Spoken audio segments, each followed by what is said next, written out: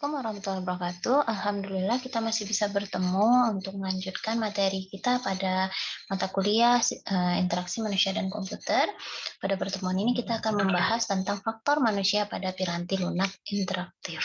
Ya, faktor manusia dalam HCI atau Human Computer Interaction, ya, atau interaksi manusia dan komputer disingkat ke depannya nanti IMK. Itu diantaranya ada penglihatan, pendengaran, sentuhan, pemodelan sistem pengolahan, serta pengendalian motorik. Inilah yang akan kita bahas dalam materi pertemuan hari ini. Terkait faktor manusia, apa-apa saja faktor dari manusia yang mempengaruhi dalam interaksi manusia dan komputer. Nah, ini dia, ada 5. Selanjutnya, kita akan bahas satu persatu terkait penglihatan terlebih dahulu. Jadi mata berfungsi untuk menghasilkan persepsi, ya, persepsi yang terorganisir akan gerakan, ukuran, bentuk, jarak, posisi relatif, baik dari tekstur dan juga dari warna. Nah, kemudian dalam dunia nyata, mata selalu digunakan untuk melihat semua bentuk dalam 3 dimensi. Jadi dalam komputer yang menggunakan layar 2 dimensi, mata kita dipaksa untuk dapat mengerti bahwa objek pada layar tampilan tersebut harus dipahami sebagai objek 3 dimensi. Oke. Jadi di dalam penglihatan itu ada beberapa yang harus kita ketahui, ya, yang mempengaruhi diantaranya itu adalah luminance. Jadi luminance itu adalah banyaknya cahaya yang dipantulkan oleh permukaan objek. Semakin besar luminance dari sebuah objek, rincian objek yang dapat dilihat oleh mata juga akan semakin bertambah. Ya, contohnya besaran ini mempunyai satuan lilin atau meter persegi. Semakin besar luminansi sebuah objek, rincian objek yang dapat dilihat oleh mata akan semakin bertambah. Diameter bola mata akan mengecil sehingga akan meningkatkan kedalaman fokusnya. Hal yang sama terjadi pada lensa kamera ketika aperturnya diatur. Jadi kan kita pernah tuh lihat itu ya di kamera Canon misalnya atau yang lainnya sejenisnya, itu kan pada saat kita putar-putar dia akan memberikan sudut pandang dari objek tersebut gitu, apakah semakin besar atau semakin kecil gitu. Bertambahnya luminansi sebuah objek atau layar tampilan akan menyebabkan mata bertambah sensitif terhadap kedipan atau flicker. Jadi semakin tajam sebuah objek tersebut, mata kita akan memerah, kemudian mata kita otomatis berkedip gitu ya.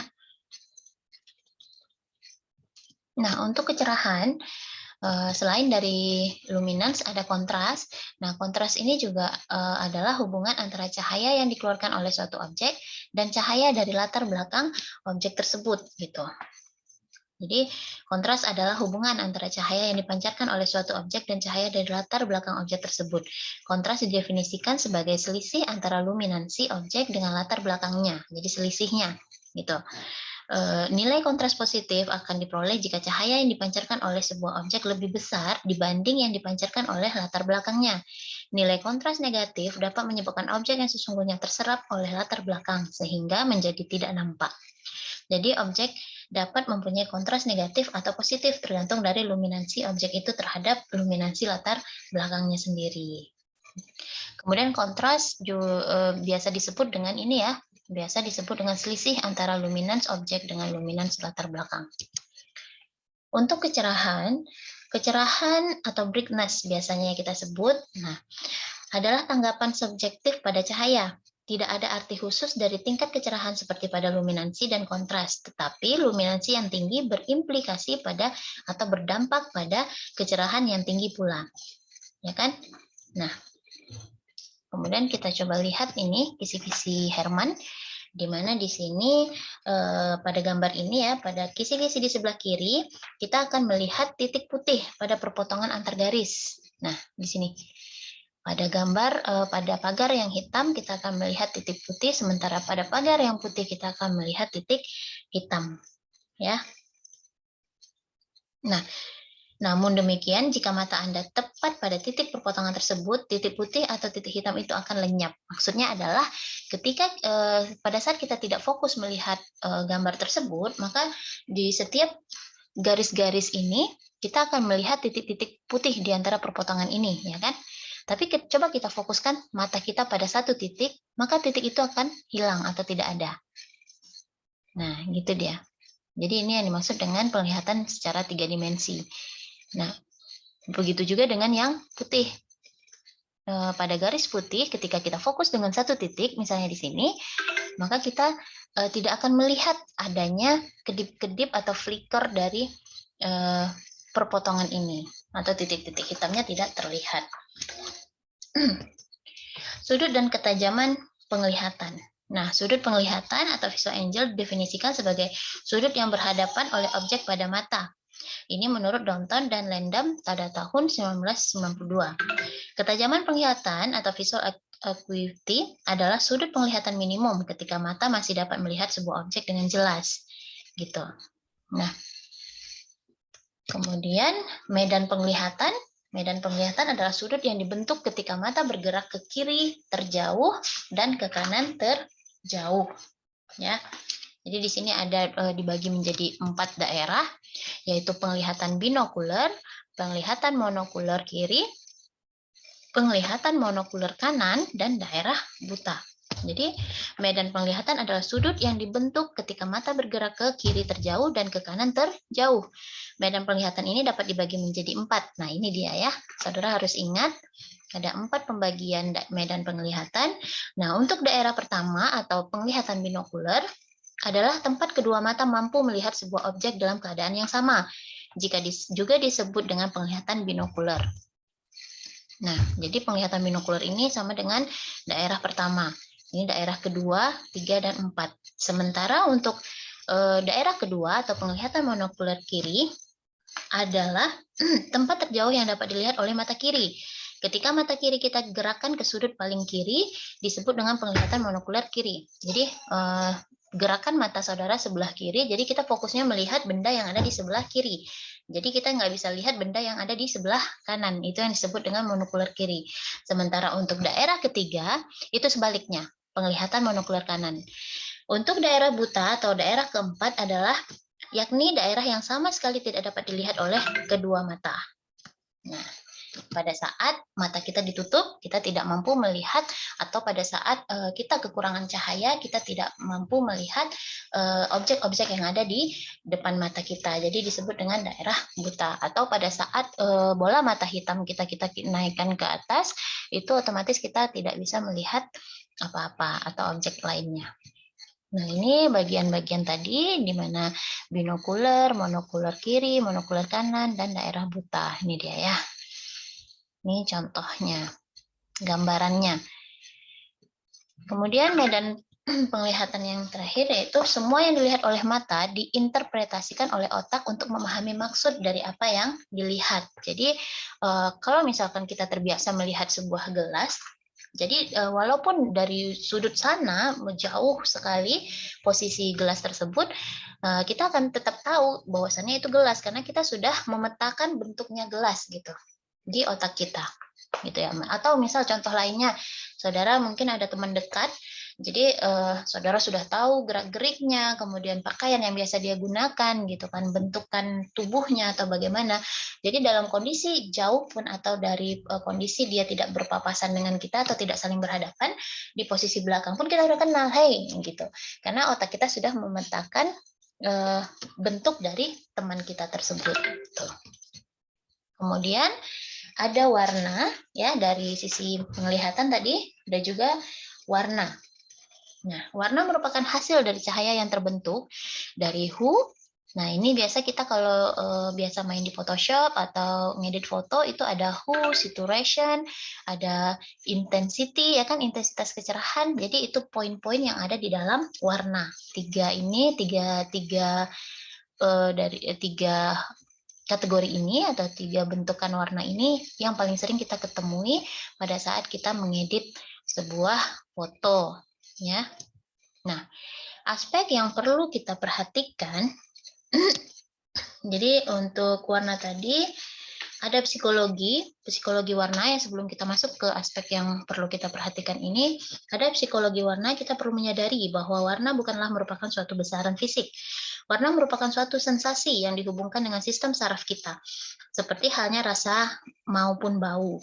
Sensasi warna diperoleh dari adanya interaksi antara warna dengan sistem saraf sensitif warna kita. Jadi lensa mata manusia tidak mempunyai kemampuan untuk mengoreksi warna, ya. Hal ini menimbulkan efek yang disebut dengan kromosteroporosis, yakni efek yang menyebabkan warna-warna murni pada jarak yang sama terlihat mempunyai jarak yang berbeda. Nah, kemudian aspek yang perlu kita perhatikan, hindari penggunaan warna tajam secara simultan, karena dapat menyebabkan mata menjadi lebih lelah, karena sama seperti halnya kita dengan cahaya handphone yang cukup tajam, kemudian ada warna biru tajam, itu kan akan membuat mata kita sedikit pedih, gitu kan. Semakin lama kita menggunakan handphone, itu akan mata kita akan semakin terasa tidak nyaman. Nah, kemudian hindari warna biru murni untuk teks, yang seperti yang saya katakan tadi. Kemudian garis tipis dan bentuk yang sangat kecil. Jadi kalau bisa kan lebih nyaman kalau kita melihat teks itu berwarna hitam, kemudian garisnya sedikit tebal, ya kan? Nah, seperti ini kan garisnya sedikit tebal dan bentuknya cukup besar. Nah, coba kalau kita buat dengan warna biru murni atau biru terang, kemudian garisnya tipis banget dan kemudian bentuknya kecil. Itu akan membuat kerja mata kita semakin berat, ya. Hindari warna merah dan hijau untuk tampilan yang berskala besar, tetapi gunakan warna biru dan kuning. Kemudian pengaturan cahaya di dalam ruangan diperlukan karena warna akan berubah ketika cahaya berubah. Jadi saudara bisa bandingkan tuh ketika saudara memfoto suatu objek dengan menggunakan cahaya atau dengan tidak menggunakan cahaya, itu hasilnya akan sedikit berbeda dan warna yang dipantulkan pun akan sedikit berubah, ya kan? Nah, gitu. Jadi apa sih Bu tujuannya kita mempelajari faktor manusia pada IMK ini? Ya tentu jelas karena kita itu membuat sebuah aplikasi tujuannya tadi adalah untuk memberikan kemudahan kepada si pengguna atau user friendly. Nah, jadi kita harus memikirkan aspek-aspek yang ada pada si user. Misalnya dari segi pewarnaan tadi, itu kita harus pikirkan juga gitu. Kalau misalkan mereka tidak nyaman dengan tampilan dari aplikasi kita, tentu mereka tidak akan menggunakan aplikasi yang telah kita buat. Itu yang perlu diperhatikan. Sama halnya seperti kita mau presentasi ya. Kita kan kalau mau presentasi tentu desainnya harus sedemikian rupa, bagus, sehingga nanti audiensnya tidak bosan dengan presentasi yang kita tampilkan gitu. Nah, beda ya presentasi orang mengajar dengan presentasi orang memberikan semacam motivasi, itu kan berbeda. Kalau dia memberikan motivasi, ya tentu teksnya tidak sebanyak orang yang memberikan pengajaran. Gitu. Kemudian, aspek perseptual atau persepsi. Diterima tidaknya layar tampilan warna oleh para pengguna sangat bergantung pada bagaimana warna digunakan. Warna dapat meningkatkan interaksi hanya jika implementasinya mengikuti prinsip dasar dari penglihatan warna oleh manusia. Jadi harus disesuaikan senyamannya mata kita. Nah, kita juga bisa memberikan hasil dari rancangan kita terkait desain kita misalnya itu ke beberapa orang gitu. Jadi kalau misalkan 10 dari 10 orang yang kita berikan sampel, misalnya ada 50-50, otomatis kita harus tetap memperbaiki. Kalau misalkan 7 yang menyatakan bahwa dia ini udah bagus, ya kita perbaiki sedikit saja untuk memenuhi standarnya. Misal lebih bagusnya lagi kalau 9 dari 10 yang memilih setuju dengan desain kita, itu baru dikatakan desain kita baik gitu ya. Jadi contohnya tidak semua warna mudah dibaca secara umum karena tadi ya mata tidak didefinisikan untuk membaca warna. Jadi tidak semua warna mudah dibaca. Secara umum latar belakang dengan warna gelap akan memberikan penampakan yang lebih baik, informasi lebih jelas dibanding warna yang lebih cerah. Nah gitu, lebih jelas gitu. Aspek kognitif, jangan menggunakan warna yang berlebihan karena penggunaan warna bertujuan menarik perhatian atau mengelompokkan sebuah informasi. Nah, contohnya informasi agenda. Kalau misalkan dari 30 hari, kita ada beberapa agenda penting, itu perlu kita warnai supaya lebih menonjol gitu kan. Informasinya lebih jelas. Oh, ternyata ini merah nih, berarti tanggal merah misalnya seperti itu, atau hijau, berarti saya besok ada presentasi misalnya gitu. Pada profil atau berita dan lain-lain. Pendengaran. Nah, setelah ada penglihatan, faktor yang mempengaruhi lainnya itu adalah pendengaran atau telinga, ya. Karena mata dengan telinga itu saling berhubungan. Jadi kebanyakan manusia dapat mendeteksi suara dalam kisaran frekuensi 20 Hz sampai dengan 20 kHz. Selain frekuensi, suara juga dapat bervariasi dalam hal kebisingan. Jadi pengaruh pada saat kita berbicara atau berinteraksi, ketika ada suara kebisingan, itu akan mempengaruhi kualitas pendengaran kita. Ya, dinyatakan dengan satuan desibel atau dB.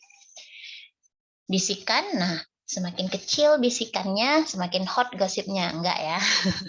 Maksudnya di sini adalah tergantung, misalnya ada orang yang sedang berbisik di sebelah kita, otomatis kita tidak bisa mendengar dengan baik ya apa yang mereka katakan.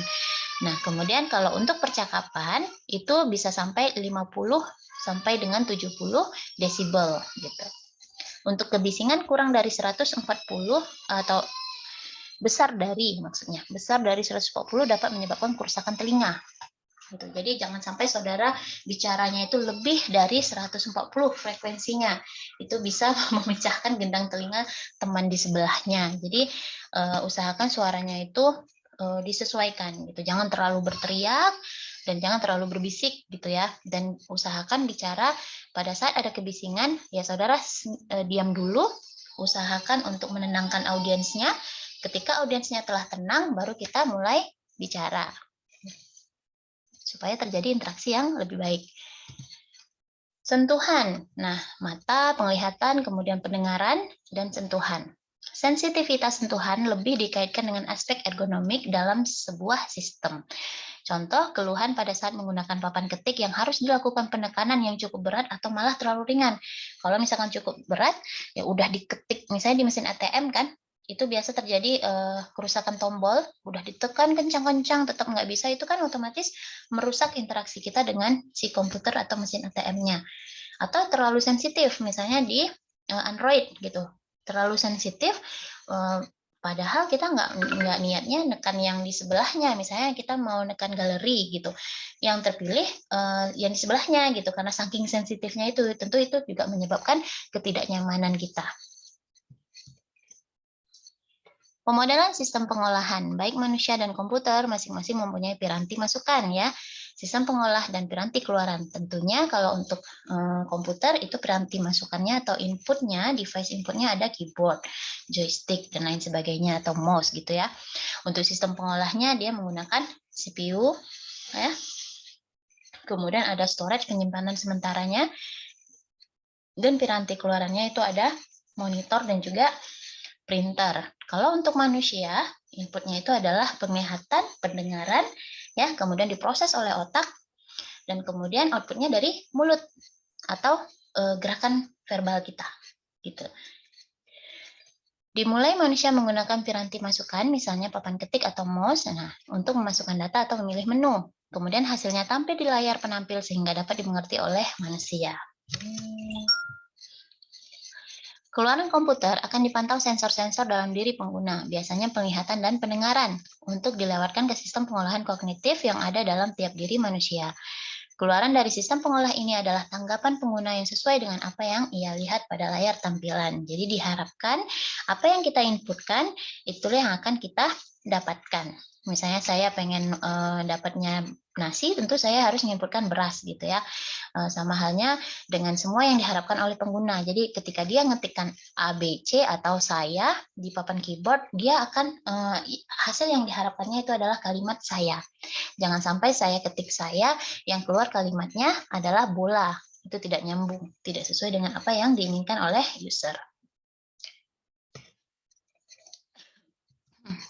Kemudian pengolahan secara sadar dan otomatis.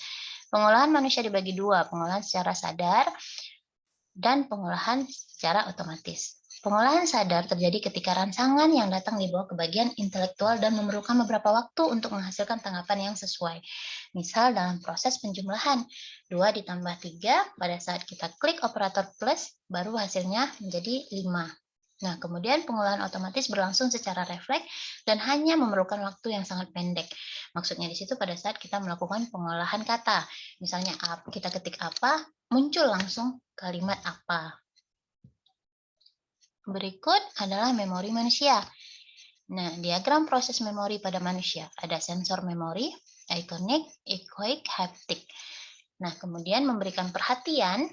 Nah, pada saat kita melakukan perhatian terhadap sensori memori ini, maka memori yang dihasilkan itu adalah memori jangka pendek atau sementara. Nah, ketika memori jangka pendek atau sementara ini dilakukan terus-menerus atau diulang-ulang, maka akan menghasilkan memori jangka panjang. Makanya banyak orang tua yang sangat di awal-awal itu sangat memaksa anaknya untuk atau membangun pola hidup untuk anaknya, misal bangun jam 5 subuh, sholat subuh, segala macam. Nah, kemudian dari awalnya terpaksa menjadi sebuah kebiasaan, ya kan? Nah, kadang pun sehingga saking biasanya kadang kita tertidur, otomatis tubuh kita itu secara alami semacam ada alarm, ya. Belum kadang-kadang jam 5 tiba-tiba badan kita udah langsung bangun aja gitu, karena saking udah terbiasanya gitu. Secara umum ada 3 jenis atau fungsi memori. Sebagai tempat penyaringan sensor, 2 tempat memproses ingatan atau memori jangka pendek, yang ketiga memori jangka panjang. Kemarin di pertemuan pertama sudah kita singgung sedikit ya terkait tentang memori jangka pendek dan memori jangka panjang. Sekarang kita akan perdalam lagi. Memori penyaring atau untuk sensor tadi bekerja sebagai tempat penyimpanan sementara atau buffer untuk menerima rangsangan dari indera. Terdiri dari 3 saluran penyaring. Ikonik menerima rangsang penglihatan atau visual. Nah, ini deh maksud dari sensor memori tadi. Ada ikonik, echoic, dan haptic. Jadi, ikonik itu menerima rangsangan penglihatan dari mata, kemudian echoic menerima rangsang suara atau pendengaran, haptic menerima rangsangan sentuhan. Jadi, isi memori selalu diperbarui setiap kali ada rangsangan yang masuk. Contoh, kita dapat mengetahui perubahan letak jari tangan kita yang digerakkan di depan mata. Misal pada saat kita mengetik, ya, kita kan walaupun kita fokusnya ke tulisan, ngetik cepat, tetap kita bisa melihat pergerakan, gitu. Ya enggak? Jadi tidak terganggu gitu. Dengan kita mengetik, kita tetap bisa melihat pergerakan tangan kita. Kemudian memori jangka pendek atau memori kerja bertindak sebagai tempat menyimpan data sementara, digunakan untuk menyimpan informasi yang hanya dibutuhkan sesaat. Nah, kapasitas memori sangat kecil atau terbatas. Ada 2 metode dasar untuk mengukur kapasitas. 1, mengenali panjang dari suatu urutan yang dapat diingat berdasarkan penelitian. Yang dapat diingat maksudnya ya. Berdasarkan penelitian, manusia mempunyai kemampuan mengingat 7-9 digit nomor handphone. Kadang pada saat teman kita bilang, nomor handphone saya 082389568892 misalnya. Coba ulangi lagi. Nah, setelah diulangi, kemudian secara otomatis otak kita mulai merekam gitu. Kemudian yang kedua, kemampuan untuk mengingat kembali ingatan yang baru dipanggil. Memori jangka panjang. Nah, memori ini diperlukan untuk menyimpan informasi dalam jangka waktu yang cukup lama. Nah, semacam kenangan masa kecil, luka batin, ya, itu tersimpan di dalam memori jangka panjang kita.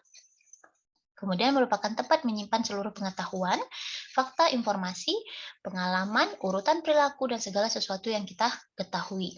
Kapasitasnya besar atau tidak terbatas, kecepatan akses lebih lambat, lebih kurang 1-10 detik. Proses penghilangannya sangat pelan. Ya, karena kan ini memori jangka panjang, otomatis kan ingat terus di kepala. Tentu proses penghilangannya juga pelan gitu. Nah, biasanya yang sering kita ingat itu ada kejadian-kejadian yang buruk atau kejadian-kejadian yang sangat menyenangkan. Tapi kalau kejadian di antaranya biasa-biasa saja itu sering kita lupakan, ya kan? Selanjutnya pengendalian motorik. Responder utama pada diri operator manusia adalah 2 buah tangan yang terdiri dari 10 jari, 2 kaki, dan 1 suara. Pengendalian motorik ini dapat dilatih untuk mencapai taraf kemampuan tertentu. Contoh, pengetikan 10 jari untuk mendapatkan 1000 huruf per menit. Barangkali kemampuan yang umum, ya kan? Tetapi Anda yang mengetik dengan 2 jari, kecepatan 400 huruf per menit, barangkali sulit untuk kita capai. Nah, beda dengan orang yang melakukan pengetikan dengan 10 jari. Jadi untuk mendapatkan 1000 huruf per menit itu sangat gampang atau umum. Kalau saudara ngetiknya masih 2 jari, ibu jari kiri, ibu jari bukan telunjuk kiri dan telunjuk kanan, ngetik gitu kan. Kemudian kecepatannya 400 huruf per menit, itu sulit juga untuk kita capai.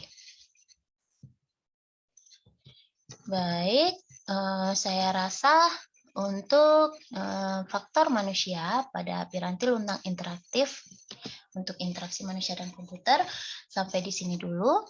Ya, selanjutnya kita akan lanjutkan ke forum diskusi melalui WA Group atau melalui e-learning. Oke, terima kasih untuk perhatian saudara. Saya akhiri dan saya tutup. Assalamualaikum warahmatullahi wabarakatuh. Sampai jumpa.